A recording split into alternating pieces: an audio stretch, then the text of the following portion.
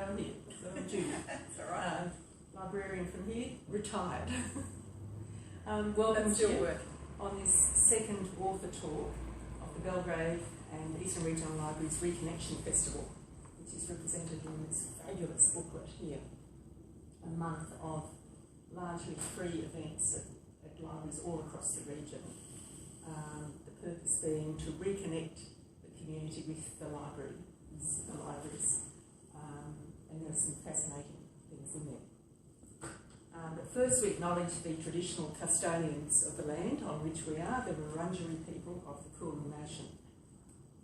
The Dandenongs are home to an abundance of artists and creatives, and Marian Matta is a local resident and late entrant to the world of publication. Very late. But she is not inexperienced. Her life experience as tech nerd, grandmother, historian and fellow circus student gives her a sharp and mature eye in this first solo fiction publication, Life Bound. And some of her stories are already included in several other anthologies and some have won awards, so as I say, she's not inexperienced. Marian is also an historian with Southern Sherbrooke Historical Society and has co-written several books on very close to home history with the co-author here, Susan. So please welcome Marian Matta. Now, I have written myself lots of notes, but I'm inclined to sort of fly off in all directions, so I'll probably get lost somewhere along the way. This is why I write short stories, because I have a short attention span, I think. So, anyway. Life Bound, with a comma in the middle, is my first short story to be published, as Judy said, and I wrote most of the stories over about a 9-year period, 2010, 2018. Because I started writing and I thought, oh well, what to do with them? And my first thought was to enter competitions.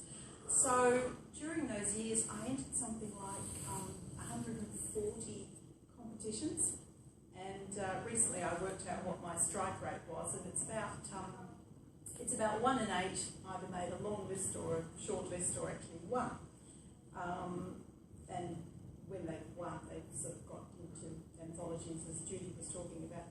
And it's honestly, it's really amazing to see your work in print.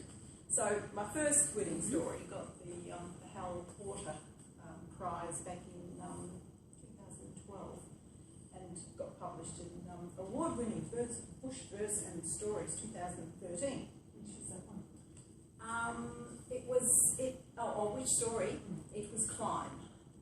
Yes.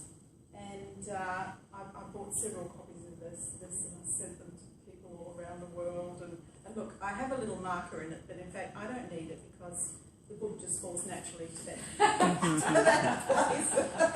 I just couldn't believe it. I just kept looking at it and I was just sort of totally stoked. I've then appeared in various other anthologies, including, I'm just showing off here, this little one, A Lasting Conversation, Stories on Aging, put out by Brandel and Schlesinger. This was a story that was picked up from one of the other anthologies, and the editors wrote and said, can we put your story in this book? And I went, yeah, sure.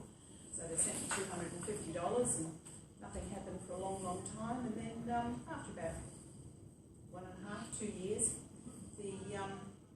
the book finally turned up, and I opened it. And these are some of the other authors: Michelle Wright, Kate Kennedy, Tony Birch, Susan Adalia, Amy Whitting, the late Amy Whitting, Susan Ogle, Helen Garner, Kate Grenville, Julian Boras, Josephine Rowe, and I went, what? No, there's my name. My name is actually on the contents page, and I felt like a real imposter. I was like, what am I doing with in a book with Helen Garner? There it is. It's a wonderful thing. So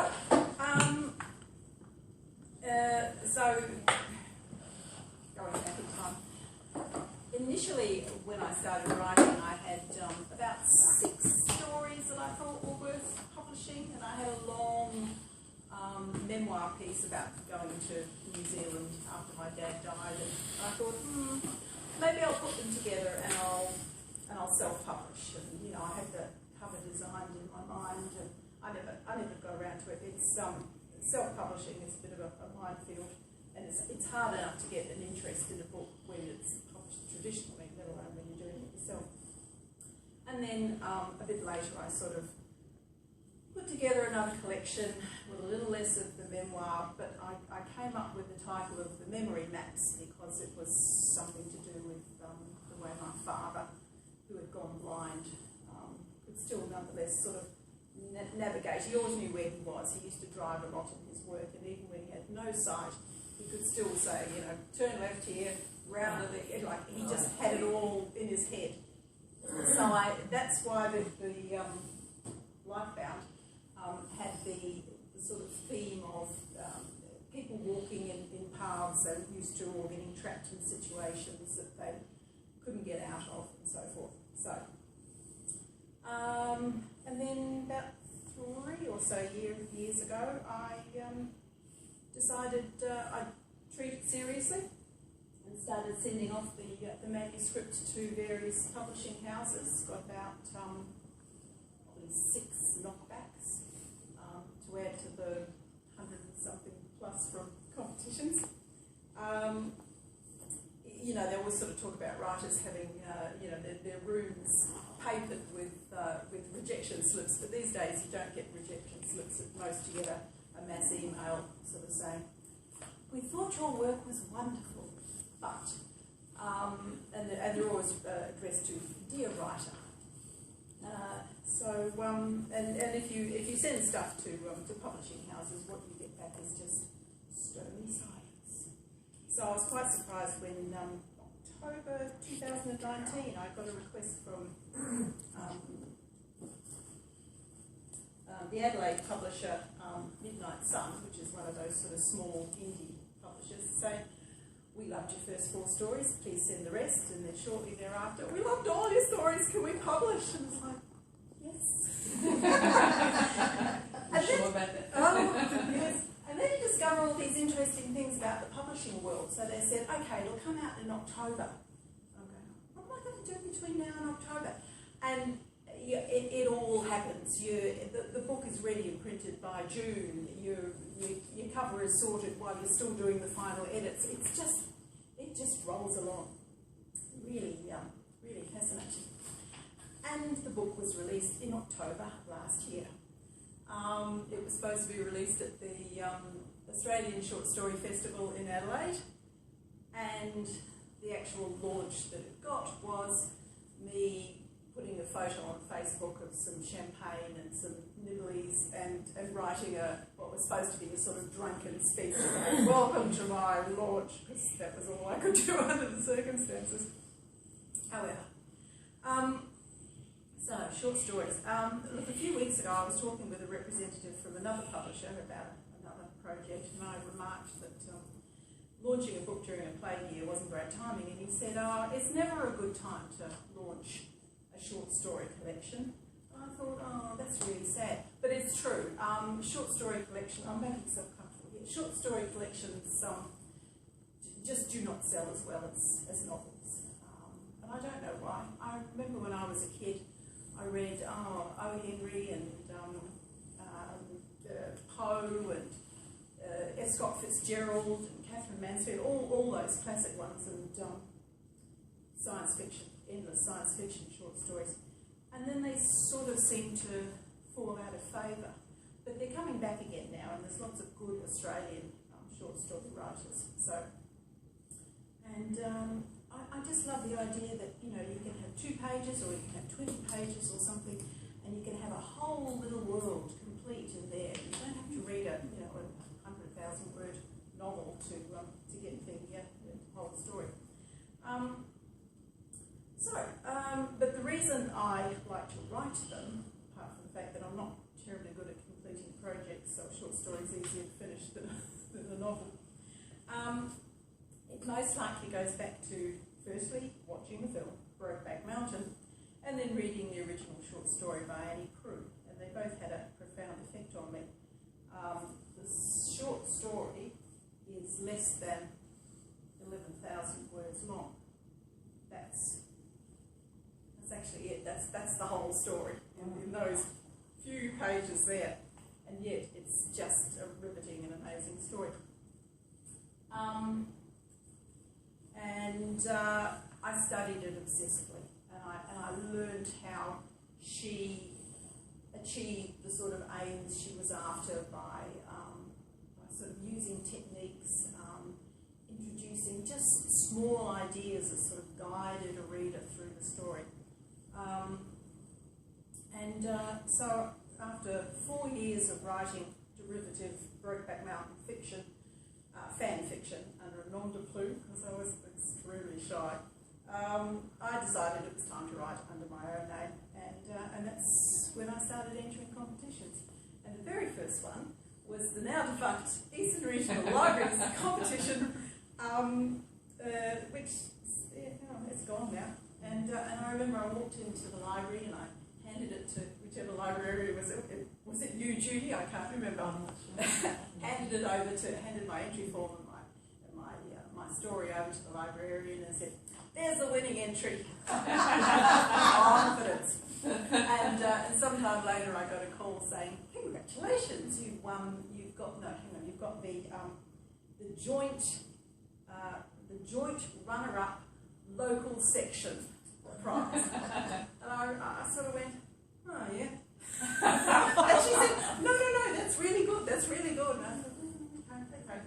But we got down to Knox and we had a lovely presentation, and it was really good to be with writers and readers and so forth.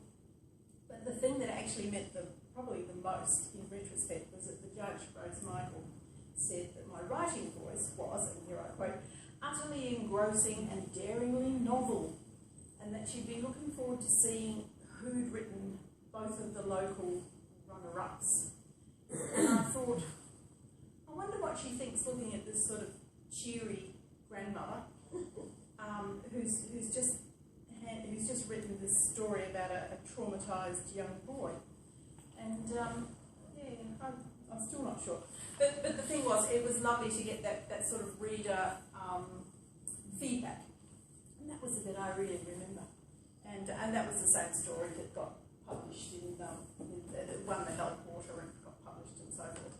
And it is in there, yes it is. Look, I could go on about entering writing competitions. One of the problems about it, if anybody is a writer and they're wondering what to do with their work, do enter competitions. It's exciting, it's depressing, and it sort of gives you something to strive for. You realise that there's a deadline coming up, and anyway, it's a good thing. But one of the problems is that most competitions have an upper limit of about 3,000 words, and Peter and I over there, we were talking with Marian once, the author, and she said she'd entered so many competitions that she'd be writing and she'd get to about the 3,000 word mark and she just couldn't go past it, even when she didn't need to. It was just sort of ingrained that you can't write more than 3,000 words. So one of the joys of putting this together was that I could revisit some of the stories that I'd written and let them breathe a bit, let the characters develop a little bit more. Mind you, I also like writing really short pieces. There's one that's about a page and a half, which is pure metaphor from start to finish. And which one is that? That's Drive My Car, which a few people have commented on. And I know at least one person who just bursts out laughing every time she hears it mentioned. So it's quite entertaining to write short pieces. So that's probably why I write the short form. But how do I go about it? I've got a brain that goes off in different directions all the time. So I'm always finding little bits of stuff that I sort of gather together into stories. And I usually start with a first line or a first paragraph, and then I just follow it. I cannot plot. I'm not a plotter. And I'll follow it and see where it goes to. And in the case of the one that won the Hal Porter, it led me to somewhere that I absolutely was not expecting. And I remember I was thinking about it, and I was thinking, okay, I've got this first line that I haven't been able to find a home for a long time, and I thought, oh, it's a kid climbing a tree. Okay, the higher he goes, the more he can see, the more of his backstory you get, and on and on and on up the tree. Yeah, this is what? That's what it's about? And I literally, my jaw sort of went like this. I didn't know that's what the story was about. But I really feel that I was finding the story, that I didn't write it, that it was there somewhere waiting to be found. Or I write shapes. I know this sounds really daft, but I can sometimes see the shape of the story, and then I fit something to fit the shape. So I read a story a long time ago where somebody had written about a character on a bus, and so you've got a little bit of that person's story, and then he walks past someone and you get that person's story, and then that person gets off the bus and you get someone else's story. And I thought, oh yeah, well that's interesting. But they're not connected. And what I wanted to do was write a story where each character influenced, deliberately or accidentally, generally accidentally, the next person in the line, and that person connected the next person, and on and on and on. So you got this chain of sort of earth-shattering events, and then just for the hell of it, I made it a complete circle, and it starts here, and the end's here, and the end's actually before the start. So it's a bit of magic realism, but it just sort of fitted the idea of the story going around. So because the character that started it off, I wanted her to know that her story would turn out all right in the end. So it was just fun to write. Or another one, I was entering a competition where the subject was travel, and you could interpret it however you like, and just sort of instantly I get this picture of three people who then separate off into their various travels of one sort or another. And then I would take little slices of time when you could get all three stories, and then all three stories, and all three stories. Writing shapes is a peculiar thing. Or competition ideas. So some competitions are themed. So a few years ago, the Brotherhood of St. Lawrence inaugurated the Hope Prize, and obviously hope was the theme that they wanted. And they had big money, they had big name judges. I remember Kate Blanchett was one of them. And off I went on a story that I hadn't even been thinking about until I saw this competition was happening. And I had it all worked out in my head. It was such a good story. Kate Blanchett was going to direct it, because she was going to be so impressed. I don't know that I actually picked the cast, but in retrospect I would have picked Noni Hazelhurst, I think. And it was all there in my head. Didn't happen, didn't even make the long list, but I still like the story. And it's sort of part of this process where I get an idea and I'm typing away on the computer, and I very rarely change those first paragraphs that I write. And I might have something really awkward in it, and I look at it later and go, why does that person have a limp? Why isn't that rowboat going in a straight line or whatever? And instead of just taking the limp out or straightening the rowboat or something, I will make myself justify what I first wrote, even though I had no reason to write it in the first place. So, which is I think it just sort of expands the way you can write. You give yourself challenges to overcome. But anyway, look, I'll read so you don't have to listen to my waffle. Just the start of the story that I wrote for the Hope Prize. And interestingly, Judy, remember when you said once at Circus, why don't you write a story about homeless older women? You suggested it, and I thought, oh, yeah, maybe. And then afterwards I thought, hang on, I've already done that. And this was the story. So, It's called A Bench, a Bard, a Turning Tide. Up on the top of the dunes, where the old boardwalk lies askew and half covered in sand, the park bench faces defiantly out to sea, taking everything the easterlies throw at it. Any civic pride is long forgotten in its rusty framework and stripped bare, sandblasted wooden slats, but it's good enough for a summer bed. Mel shifts her bulk, adjusts her backside to work around the one broken slat, which can move and poke and disturb a good rest. Like the bench, she's battered and worn. Wind and rain, seamers and blistering sun, it's all the same to her. Nobody comes up here these days. Whatever the former charms of the nearby beach might have been, they've faded now. A few surfers wait for apologetic waves. A dog or two drag their elderly walkers along the waterline. On the dune, the coastal scrub, the boobiella and tussock and pigface, have tangled together in the wind and sand and created a screen between bench and boardwalk. Even when somebody does pass by, here in her sanctuary, Merle is hidden from prying eyes. Alone, that's how she likes it.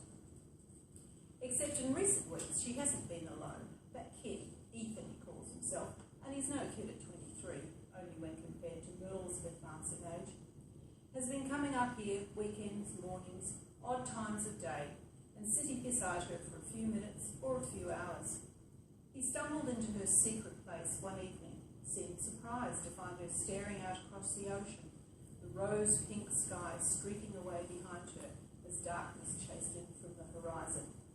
"Wow," he said, looking at the sight. "That's awesome. Maybe a storm coming?"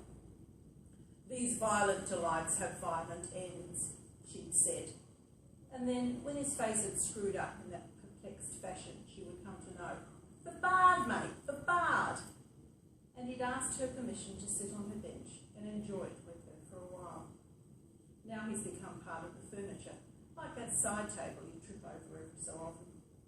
At first, they didn't say much to each other, but now the conversations ebb and flow easily.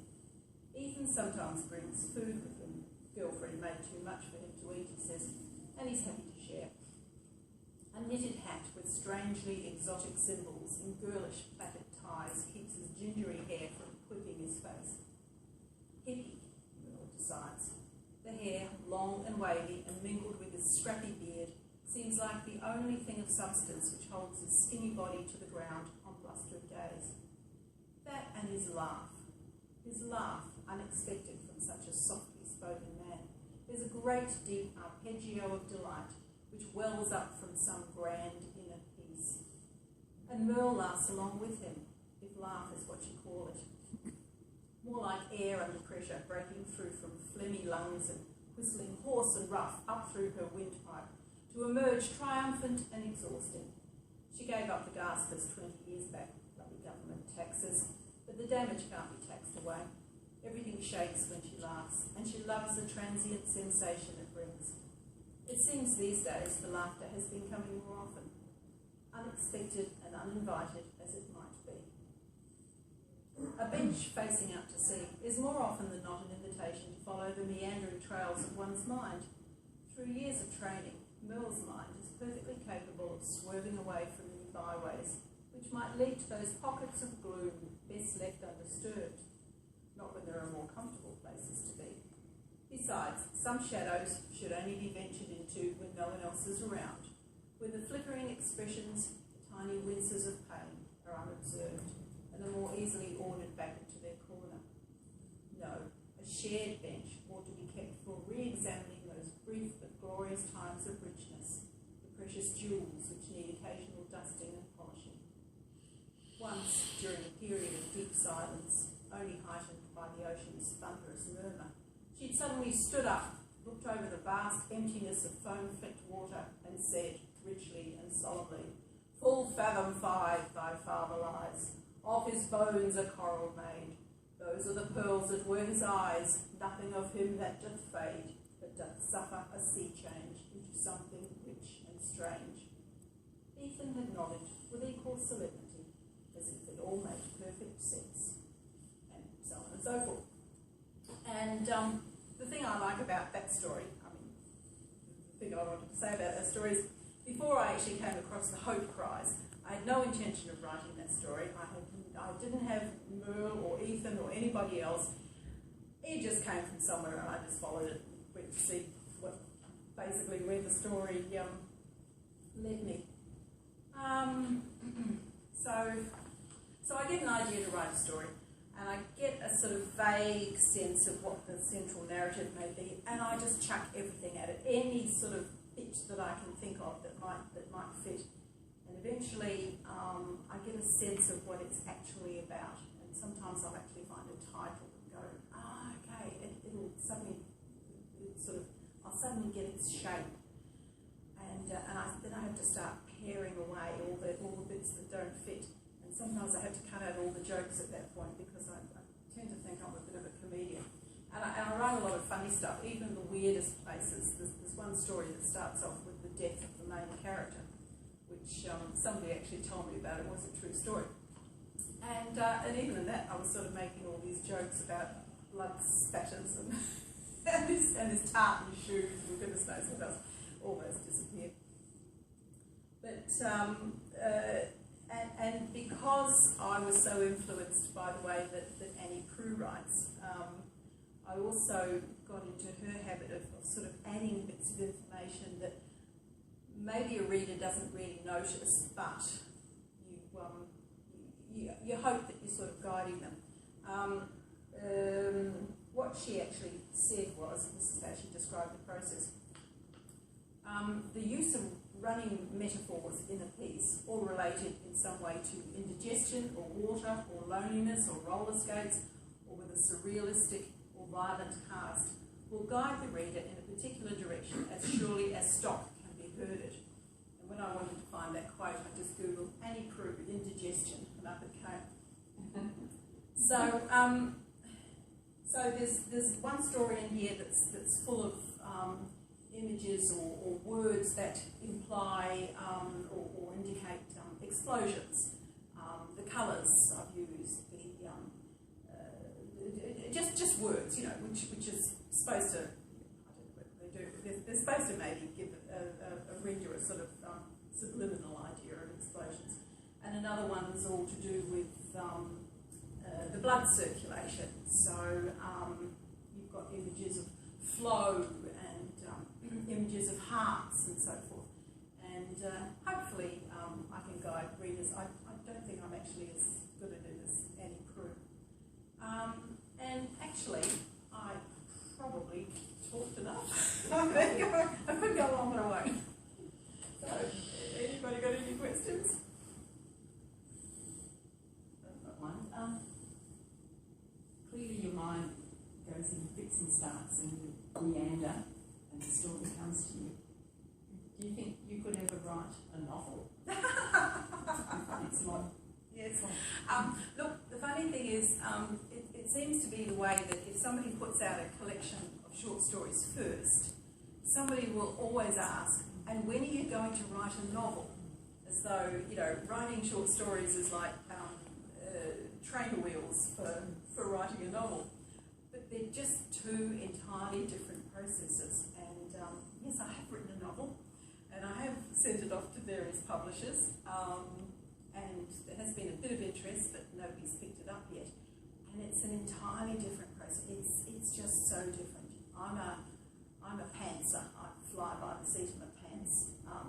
And really, to write a novel, you really need to be a plotter. So I just tend to treat novels in the same way that I treat short stories. I just go, that's a really good idea, and all the stuff comes in. And then when I actually try to start writing it, I realise that I've written this really detailed bit here, which should have been up there, or I've explained something in the wrong place, or whatever. I'm very bad at plotting. But I have written a whole novel set in the Dandenongs in the 1870s, and it goes up to about 1910, maybe not quite that far. So it's mostly in the Dandenongs and a bit in Melbourne. But yeah, that's actually finished, and it ended up reading okay. So we'll see. What's the name of it? Now this is going to sound so sort of boring, but it's a woman who wants to be a doctor, and history information to write that, and tried to make it as historically accurate as I could without ruining a story. So occasionally I'll just sort of fudge a little bit and hope that the local historians don't complain. But yeah, so I have, and I'm busy writing another one now, which is a thriller of all things. And when you write a thriller, you actually really need to plan it in advance. And I'm beginning to see that I should have done that first. But yeah, and that's also historical. It's set in New Zealand in about the 1950s. So, look, I love writing novels too. So, yeah. Yes, I'm an amateur writer, and I tend to, I like historical things too. Judy knows, am I boring everybody with reading things out to them in here? Look, history has so many good stories. It does, and if I may say that my family history is part of here as well. My grandmother came up when they were retiring in the 50s, and their house is still here, and so on, and when the Puffing Billy was still the train, etc.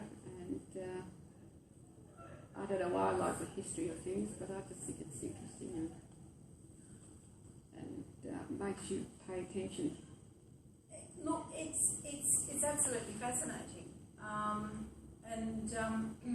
One of the stories in my book actually starts off in a historical society, and then and people are discussing someone long dead, and then it goes back to the actual person. So it's their story, and the idea is that from here in the 2000s, you know, they're wondering about this bloke and what it was all about. But when you actually go back, his life is entirely different to what anybody now would imagine, and there is no historical record of